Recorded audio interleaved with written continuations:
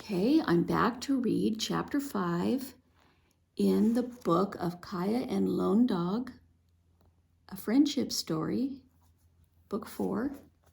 And we're on chapter 5, and it's called A Sad Parting. A pale streak flew by Kaya and plunged down the hill toward the den. It was Lone Dog. She was barking ferociously with alarm, her teeth bared and her hackles raised. With a long leap, she hurled herself down at the bear. She snapped viciously at its heels and lunged at its flanks. The bear rose onto its hind legs, swatting at Lone Dog, trying to grab her with its claws. There was blood on Lone Dog's back and shoulders, but she kept up her fierce attack. She was determined to protect her pups and Sparrow, even if it meant her life. Kaya ran into the clearing. She yelled as loudly as she could, waving her arms over her head. The bear looked her way. It went down onto all fours again and backed off a little, confused by the noise. Then it chose not to fight. As it turned away, Lone Dog continued to bite at its heels, moving it along until it had disappeared into the thick underbrush and was gone. Still barking, Lone Dog dashed back to the den and her puppies. Kaya ran to Sparrow, hugging himself. He crouched against the hillside. He was crying. Kaya threw her arms around her little brother and held him close. Wingfeather came leaping down the slope. "I saw it all," he called out as he came. "Lone Dog fought like a wolf. She saved her puppies, and she saved Sparrow too." "Ahe, you're safe now." Kaya tipped up Sparrow's chin so she could look him into the eye. "But if it hadn't been for Lone Dog, you would have had no chance against that bear. You owe your life to a very brave dog." A few days later, Kaya piled some deerskins onto a travois and hitched it to the gray horse. The gentle gray's hoof was healed, and she accepted the travois as if she'd always pulled one. Kaya's training had been good. As Kaya rode out to the dog den on the hillside, she considered her plan. Lone Dog had weaned her pups, and Kaya knew they were at an age when they should get accustomed to other dogs and to people too. She thought that if she took the pups to the village with her, maybe she could lure Lone Dog to follow. She hoped Lone Dog would live by their teepee and be her special dog now. The pups were prancing about in front of the den. Totlo had a small bone in his mouth, and the other 3 pups were chasing after him, trying to get it. When his little sister managed to pry it away, Totlo rolled onto her back and buried his face in her neck, growling. She pawed at Totlo's face. They seemed to be fighting, but their tails were wagging. Lone Dog lay on the hillside above the den, her head resting on her paws. With the help of the polis of Wapal that Kaya had made, her wounds were healing well. When Kaya slid off the horse, Lone Dog got to her feet and stretched. Then she came to lean affectionately against Kaya's legs. Kaya scratched her back just above her tail. "Your pups are growing fast, aren't they?" Kaya said to her friend. "Now they can become part of our dog pack." Lone Dog looked toward the pups, wrestling for the bone, then back at Kaya. Would this solitary dog allow her pups to live among people? "And I hope you'll come to live with me too," Kaya said softly. Lone Dog looked away. After a moment, she went back to the hillside and lay down again. She seemed to be thinking over what Kaya had said. Kaya rounded up the puppies and put them into the makeshift nest on the travois. They curled up together as if pleased to be going on a ride. Kaya mounted the horse and called, "Come, come, Lone Dog, come." Hoping that Lone Dog would follow her, she began to ride slowly toward the path that led to the village. When she gathered When she glanced over her shoulder, Lone Dog was trotting down the hillside to follow them. But Kaya's worries were far from over. Everyone trusted Lone Dog since she'd saved Sparrow, but Kaya wasn't sure what Snowpaws would do when he saw Lone Dog approach the village. Would he think she was a danger? In an all-out fight, he would injure or kill her. As Kaya rode toward the teepees, she watched warily for the big black dog. Soon Snowpaws came barking loudly to confront Lone Dog. He took a stand near the teepees and set himself to defend the village. Katsa was making finger cakes with some other women. "Snowpaws, go," she commanded the dog. "Go," she repeated even more loudly. "Lone Dog belongs here now." Snowpaws stopped barking, but he approached Lone Dog slowly on stiff legs. Lone Dog stood perfectly still, her ears slightly back. She was in his territory now. He sniffed her, then allowed her to sniff him in return. When he walked back to the other dogs, Kaya knew he had accepted Lone Dog as one of the pack. Oh, she hoped Lone Dog would stay with her in the village. Katsa was stringing dried roots and dried cow's cakes on hemp cord so that they could be carried easily when it was time to travel again. Kaya worked at her grandmother's side, cutting the cord into even lengths and handing the pieces to her as she needed them. The season for digging roots here was coming to an end. Soon everyone would leave the Palusa Prairie and travel and journey to the meadows to dig camas there. Kaya knew the camas plants were already in bloom, their deep blue flowers making the meadow look like vast, shimmering lakes. And soon it would be time for spring salmon runs, too. Kaya loved to travel, but now she worried that Lone Dog might not follow her when they broke camp, although the pups had joined the dog pack. Lone Dog didn't seem to be at ease around people or other dogs. When Kaya was in the camp, Lone Dog stayed near her side, but when Kaya left the camp for food or water, Lone Dog ran off by herself into the hills, sometimes staying away all night. "Is something troubling you, granddaughter?" Katsa asked. She held out her hand for another piece of cord.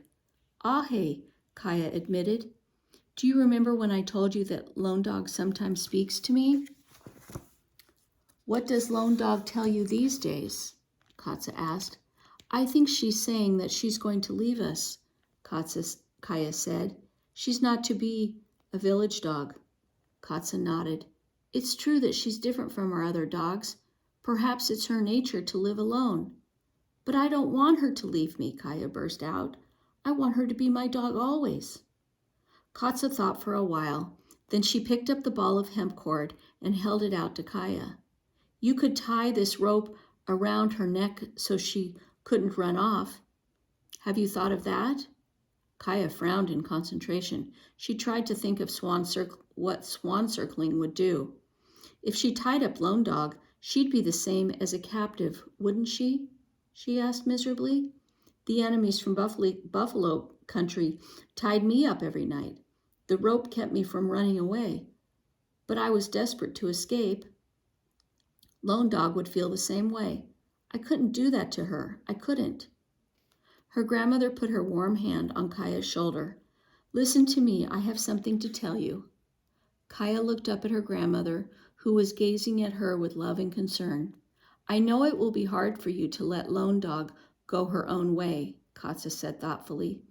"But as you said yourself, someone who has been captive understands the powerful need to be free. Can you respect what's best for her?" Kaya bit her lip. She didn't want to imagine her life without Lone Dog in it. On the morning, the women began to pack up all their belongings for the journey to the camas meadows. Kaya went looking for Lone Dog. She hadn't seen the dog since the men had rounded up the horses the day before and brought them to camp to be loaded for the trip. Kaya looked all around the camp, calling her name. Where was she? Was she up there on the ridge? Kaya ran up to the top, then over the hill to the abandoned den on the far side.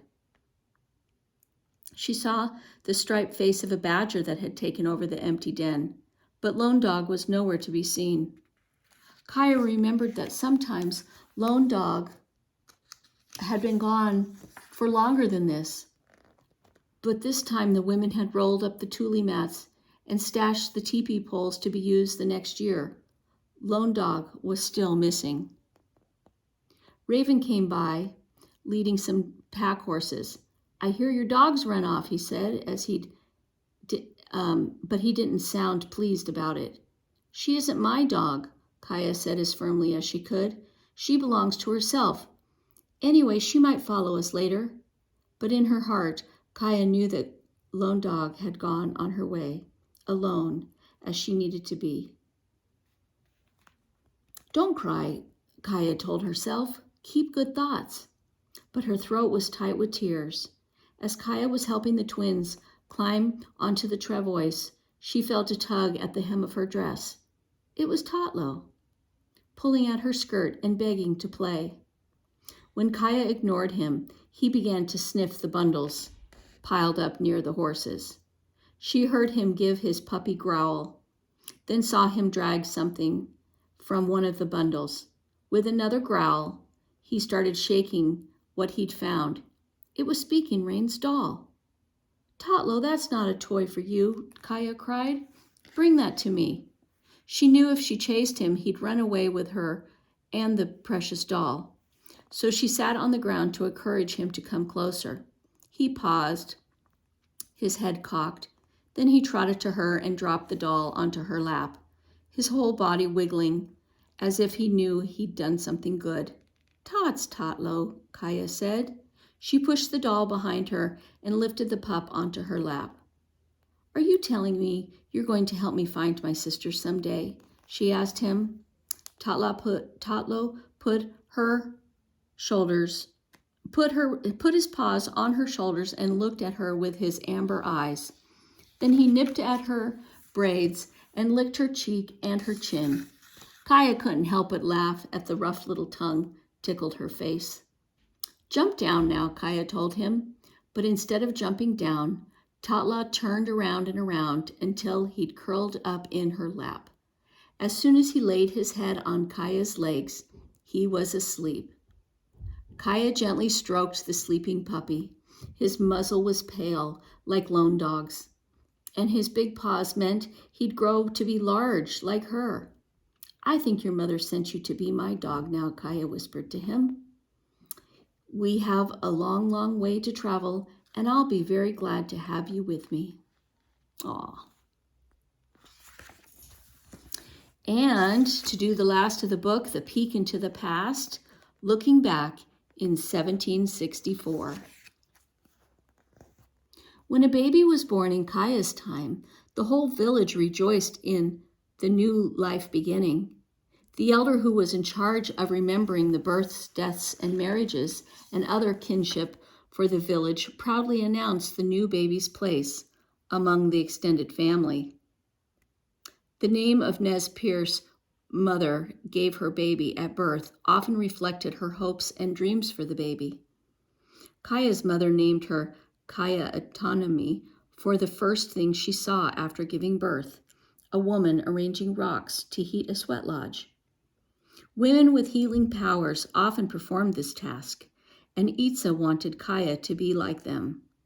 A child received new names throughout life, sometimes to mark an especially brave deed or a life-shaping event, or sometimes because an older relative wanted a child to have her name, just as Swan Circling gave her name to Kaya. Babies were never far from their mothers and other female relatives. They spent much of their first year laced snugly into cradle boards. The bottom of the cradle board was lined with soft, absorbent moss or cattail fluff, a natural diaper for the baby.